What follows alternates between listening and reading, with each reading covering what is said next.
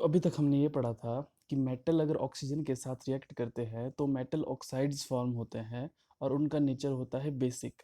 ठीक है। हमने कल देखा था कि जो रेड लिटमस पेपर था वो ब्लू में टर्न्स हो जा रहा था। इसका मतलब जो भी मेटल ऑक्साइड्स फॉर्म होते हैं वो बेसिक होते हैं नेचर में। तो आज हम ये पढ़ेंगे कि जो भी हमारे पास नॉन मेटल्स होते हैं अगर वो ऑक्सीजन के साथ रिएक्ट करते हैं तो वो किस तरह का जो प्रोडक्ट है वो तैयार करते हैं। वो एसिडिक होगा, बेसिक होगा या न्यूट्रल होगा। तो उसके लिए एक एक्टिविटी है। सबसे पहले आपको क्या करना है कि एक ग्लास टम्बलर लेना है। ठीक है। उसके अंदर आपको बहुत कम अमाउंट में जो है वो सल्फ़र लेना है पाउडर फॉर्म में। सल्फ़र एक नॉन मेटल होता है, उसको पाउडर फॉर्म में आपने लेना है और इसके अंदर डाल देना है। ठीक है। और उसके बाद क्या करना है आपने एक डीफ्लैग्रेटिंग स्पून लेना है। ठीक है। इस तरह का जो आपको स्पून दिख रहा है इस तरह का आपने स्पून लेना है। अगर नहीं है तो आप इस तरह से भी बॉटल कैप की मदद से इसको बना सकते हो। उसके बाद जो आपने सल्फ़र लिया होगा पाउडर फॉर्म में उसको आपने बर्न करना है। ठीक है। जैसे ही बर्न करेंगे तो जैसे ही बर्न होने लग जाएगा तो आपने ये जो डीफ्लैग्रेटिंग स्पून है इसको इसके अंदर इस तरह से डाल देना है जैसे यहाँ पे डाला हुआ है। ठीक है। तो जैसे ही ये बर्न होने लगेगी तो वहाँ पे कुछ गैसेस प्रोड्यूस होने लग जाएगी। यहाँ पे आप धुआं देख सकते हो वाइट कलर का। तो जैसे ही जो गैसेस फॉर्म होने लग जाएगी तो उसी टाइम आपने क्या करना है एकदम से ढक्कन को खोलना है और इसके अंदर कुछ पानी डाल देना है। एकदम पानी डाल के फिर एकदम से ढक्कन को बंद कर देना है और उसको अच्छी तरह से शेक करना है, हिलाना है। हिलाने के बाद जो भी अंदर सॉल्यूशन बना होगा उसको एक चाइना डिश के अंदर लेना है। चाइना डिश के अंदर लेने के बाद आपने एक रेड लिटमस पेपर और एक ब्लू लिटमस पेपर लेना है। दोनों को बारी बारी से चेक करना है सॉल्यूशन के साथ। तो जैसे ही लिटमस पेपर से आप टेस्ट करोगे तो आपको दिख जाएगा कि जो भी हमारे पास रेड लिटमस पेपर था उसका कलर चेंज नहीं हो रहा है। बट जो ब्लू लिटमस पेपर था जैसे ही सॉल्यूशन के कांटेक्ट में आया तो वो रेड में कन्वर्ट हो गया। तो इसका मतलब ब्लू लिटमस पेपर अगर रेड में कन्वर्ट हो रहा है तो इसका मतलब जो सोल्यूशन है वो एसिडिक है। ठीक है। तो इससे एक चीज़ क्लियर हो जाती है कि जो भी नॉन मेटल ऑक्साइड्स था, ये जो सल्फर डाइऑक्साइड बना वो एक्चुअली में बेसिक होता है। अभी ये रिएक्शन किस तरह से फॉर्म होती है। ठीक है। तो जब भी रिएक्शन करवाई जाती है सल्फर की ऑक्सीजन से, ठीक है, तो सल्फर डाइऑक्साइड गैस फॉर्म होती है। ठीक है। तो सल्फर डाइऑक्साइड जो है वो गैस फॉर्म होती है। अब हमने क्या किया था कि उस गैसेस के अंदर हमने पानी मिक्स कर दिया था। तो सल्फर डाइऑक्साइड के साथ जब हमने वाटर मिक्स किया तो वहाँ पे जो चीज़ तैयार हुई वो हुआ था सल्फ्यूरस एसिड, H2SO3। ठीक है। वो एसिड फॉर्म हुआ था वहाँ पे। तो जैसे ही हमने क्या किया था उसको चेक किया था तो ब्लू लिटमस पेपर जो था वो रेड में कन्वर्ट हो गया था। ठीक है। तो इस तरह से हमें पता चलता है कि जितने भी नॉन मेटल के ऑक्साइड्स होते हैं, यहाँ पे तो सल्फर डाइऑक्साइड था, कार्बन डाइऑक्साइड होता है। ठीक है। और बहुत सारे ऐसे ऑक्साइड जो कि नॉन मेटल से बने हैं वो हमेशा कैसे होते हैं, वो हमेशा एसिडिक होते हैं। ठीक है। तो उसके बाद आता है रिएक्शन विद वाटर। तो अब हम ये पढ़ेंगे कि जो मेटल्स और नॉन मेटल्स हैं वो पानी के साथ किस तरह से रिएक्ट करते हैं। ठीक है। तो सबसे पहले जो कुछ मेटल्स की बात कर लेते हैं, जैसे सोडियम मेटल है। ठीक है। सोडियम मेटल बहुत ही ज़्यादा रिएक्टिव है। ठीक है। सोडियम मेटल इतना ज़्यादा रिएक्टिव है कि ये ऑक्सीजन और पानी के साथ बहुत जल्दी रिएक्ट कर जाता है। अगर आप उसको रूम टेम्परेचर पे ऐसे रख दो, ऐसे कमरे में खुला रख दो, तो ये ऑक्सीजन और मॉइस्चर के साथ कांटेक्ट में आके ये खुद ही जलने लग जाएगा। ठीक है। इतना ज़्यादा ये रिएक्टिव रहता है। तो इस केस में क्या होता है कि बहुत ज़्यादा हीट जनरेट होती है इस रिएक्शन में। तो इसीलिए जो सोडियम मेटल है उसको स्टोर किया जाता है केरोसिन ऑयल में। केरोसिन ऑयल में इसीलिए रखा जाता है ताकि ये मॉइस्चर और एयर के कांटेक्ट में ना आए, जिसकी वजह से यहाँ वहाँ पे कोई हीट भी जनरेट ना हो। ठीक है। तो ये एक्टिविटी में यही शो किया गया है कि जब भी सोडियम को पानी के साथ पानी के अंदर रखा जाता है तो यहाँ पे आप देख रहे हैं कि बहुत ज़्यादा जो हीट है वो जनरेट हो रही है। ठीक है। इसीलिए सोडियम को हमेशा केरोसिन में डुबो कर रखा जाता है।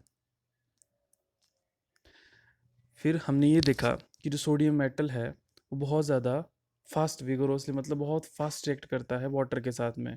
ठीक है। पर कुछ ऐसे मेटल्स भी हैं जो ऐसा नहीं करते हैं। कुछ मेटल्स हैं जो पानी या फिर ये ऑक्सीजन के साथ बहुत स्लोली रिएक्ट करते हैं। जैसे कि जो आयरन है, लोहा है। लोहा पानी के साथ बहुत आराम आराम से रिएक्ट करता है।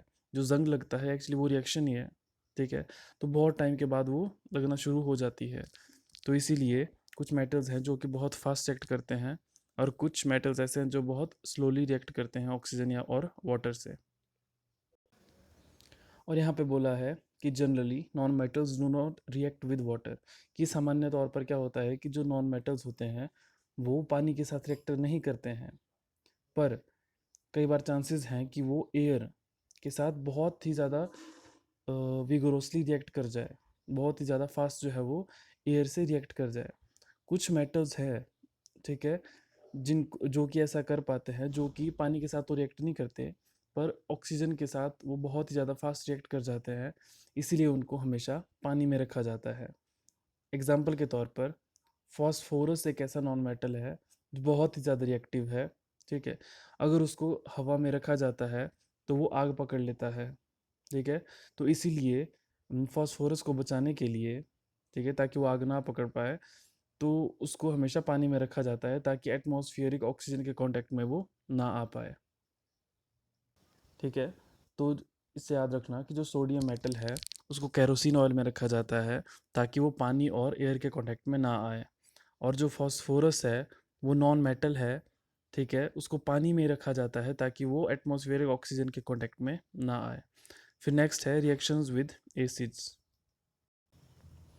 तो हम इसमें अब ये देखेंगे कि जो भी मेटल्स और नॉन मेटल्स हैं वो एसिड के साथ किस तरह से रिएक्ट करते हैं। अगर करते हैं तो कोई प्रोडक्ट फॉर्म तैयार करते हैं या नहीं करते हैं। ठीक है। या फिर नहीं करते हैं। तो इसमें एक टेबल दिया है।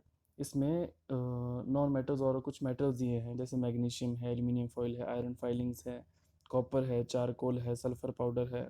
ठीक है। इसमें से कुछ मेटल्स हैं और कुछ नॉन मेटल्स हैं। ठीक है।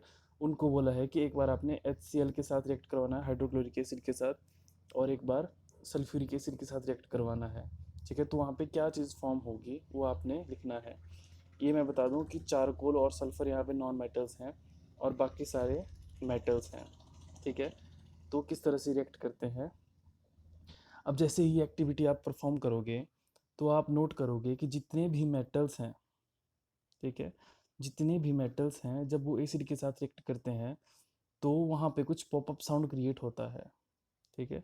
वहाँ पे कुछ पॉप साउंड जो है वो क्रिएट होता है। मतलब पॉपअप साउंड कैसे क्रिएट होगा, मान लो हमने एक टेस्ट ट्यूब ली है। ठीक है। इसके अंदर हमने एसिड डाला है, मान लो HCl है। ठीक है। और इसके अंदर हमने जो था वो लोहे के कुछ टुकड़े डाल दिए। ठीक है। लोहे के कुछ टुकड़े डाल दिए। और जैसे ही क्या होगा, ये दोनों आपस में रिएक्ट करेंगे और यहाँ से कुछ गैसेस निकलना शुरू हो जाएगी। ठीक है। और उसके बाद यहाँ पे अगर मैं एक मैच स्टिक ले जाता हूँ, माचिस, एक जलती हुई माचिस की तीली लेके जाता हूँ, तो यहाँ पे क्या होगा, यहाँ पे पॉपअप साउंड क्रिएट होगा। ठीक है। यहाँ पे एक पॉपअप साउंड क्रिएट होगा। ठीक है। तो ऐसा मैक्सिमम मेटल्स के केस में हो रहा था। ठीक है। पर नॉन मेटल्स के केस में ऐसा हो ही नहीं रहा था। अब सभी केस में ये चीज़ कॉमन है कि जितने भी मेटल्स हैं अगर वो इस तरह से एसिड के साथ रिएक्ट करते हैं तो पॉपअप साउंड क्रिएट हो रहा है। ठीक है। और सामान्य तौर पर जो नॉन मेटल्स हैं वो एसिड के साथ रिएक्ट करते ही नहीं हैं। ठीक है।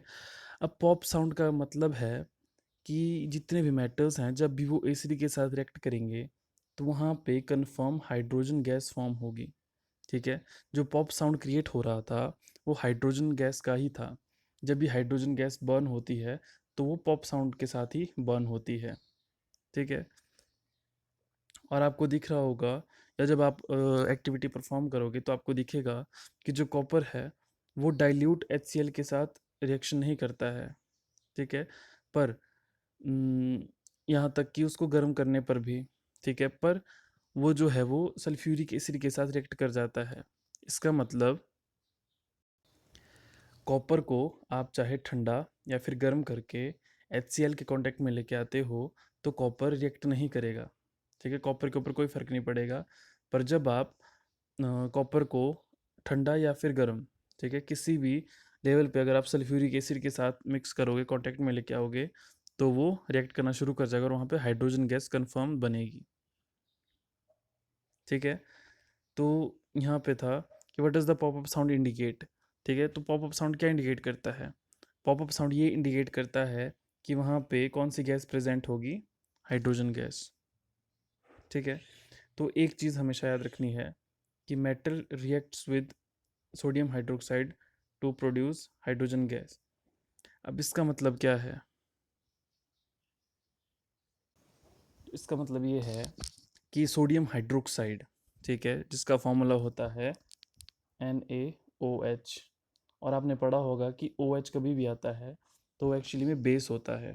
ठीक है, तो जब भी मेटल्स जो होंगे अगर वो बेस के साथ रिएक्ट करेंगे, ठीक है, अभी रिएक्शन विद बेसिस था, तो जितने मेटल्स होंगे अगर वो बेस के साथ रिएक्ट करेंगे तब भी पॉपअप साउंड क्रिएट हो रहा है, तो इसका मतलब वहाँ पे कौन सी गैस प्रेजेंट होगी, हाइड्रोजन गैस प्रेजेंट होगी। तो इससे एक चीज़ क्लियर हो जाती है कि मेटल्स अगर बेस के साथ रिएक्ट करे या फिर एसिड के साथ रिएक्ट करे तब हमेशा कौन सी गैस प्रोड्यूस होगी, हाइड्रोजन गैस। ये मोस्ट इम्पॉर्टेंट पॉइंट है। इसके बाद जो रिएक्शंस होती है नॉन मेटल की बेसिस के साथ वो बहुत कॉम्प्लेक्स होती है। ठीक है, जो कि आप हायर क्लासेस में पढ़ेंगे।